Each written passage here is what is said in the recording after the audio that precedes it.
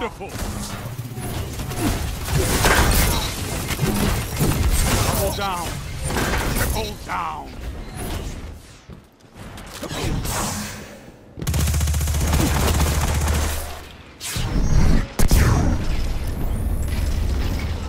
Double kill!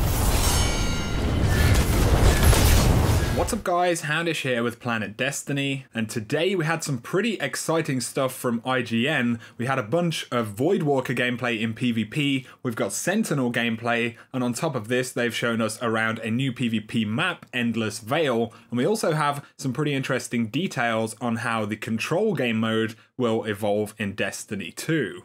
So let's jump straight in and take a quick look at the Voidwalker. The first thing you'll notice is that Blink is still a thing, which is pretty cool. Similar to the updated Voidwalker in Destiny 1, you can see that you lose your radar and HUD visibility for a moment when you use Blink, but this is for around 2 seconds, so it's not too punishing. It also looks like you go kind of invisible during the Blink animation right there as well. We can see that there's a new or updated Void grenade right here, and it's almost a cross between the Scatter and the Axiom Bolt grenades from Destiny 1. The projectiles are bigger than scatter grenades and fewer, but they seem to have pretty minimal tracking, unlike the Axiom bolts from Destiny 1. So it looks like, you know, you need a direct hit if you really want to do some damage. Up next, we also see the Nova Bomb, which is this huge kind of Axiom bolt, which actually seems to have some pretty good tracking on it, and it also has some smaller projectiles which follow up upon its detonation. It is a one bang all done super though, so the Voidwalker won't be getting a roaming super, at least not that we know of right now. We also get some pretty awesome gameplay of the Sentinel Titan, who firstly seems to be able to get some pretty great horizontal movement speed with that jump. We see an explosive grenade up next, which I believe is a suppressor grenade. We did see one of the other players in another clip get suppressed as well. For the super though, we can see that you can charge with the shield in a very similar animation to a shoulder charge or a sun charge from the previous Titan subclasses, and this looks pretty brutal. Also though, you can throw the shield from a distance and it will actually ricochet around. On top of this, you can swing the shield very much like the Vault of Glass relic or something like that for mobility, which is really nice. The swing seems to take less super energy to use, whereas the direct throws or attacks use considerably more. So it's really cool to get a brief look at the Voidwalker and the Sentinel Titan. If you want to check out the full gameplay for these, then the links will be in the description below. Moving on, we got a look at a new PvP map called Endless Vale, which is set on Nessus, and they spoke about the design of the map,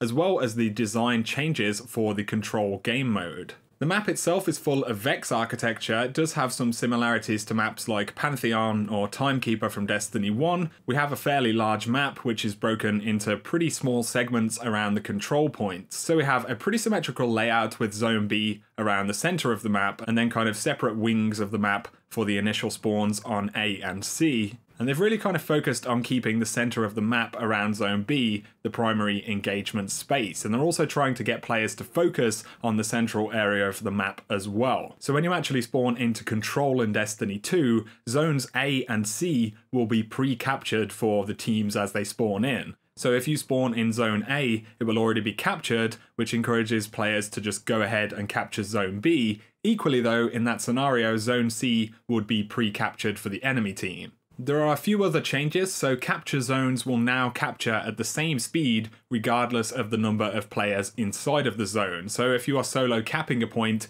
you aren't left waiting for ages because you're on your own. And this also opens up more possibilities in the new control game mode. It can be used for useful things like sending your teammates ahead to push the next objective and things like that. It enables a bit more decision making and speed for the game mode. You'll also notice that flags on capture points are now more transparent the closer that you get to them, so if you're in the zone you won't have your vision being obscured as you would have in a Destiny 1 control match, which is pretty nice. If you look at the HUD up top, you can see the score for each team in the game. Scoring itself has changed up a little bit, and it means that you earn 1 point for a kill if your team holds 1 control zone. If you hold 2 control zones, you'll get 2 points per kill, and then 3 points if you hold all 3. If you do hold all 3 zones, it gives you the power play status, which means you are scoring the maximum amount of points per kill. Control games will now run for around 8 minutes, and there is also a mercy rule available similar to what we had in Destiny 1.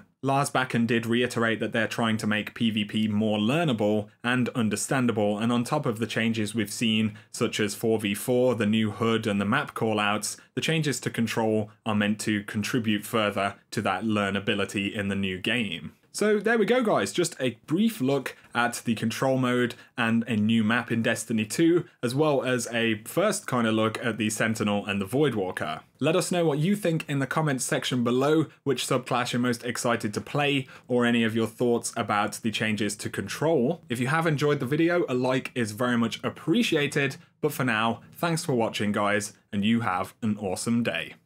A lot of the changes we made to Control specifically speak to obviously the lower player count and having players go after the things that they're more interesting to do, right? So we want to not have we remove the neutralizing portion because it's not necessarily fun to sit on a control zone for a super long time by yourself, which could happen occasionally. So we removed the neutralization. We made it, you know, a tiny bit faster in some ways. We made it so that you don't have to group up there, again, putting you in these sort of dangerous situations. And we wanted to make the game feel more tactical and understandable. And that's, again, the reasoning behind like not wanting multiple players to be on the zone at the same time.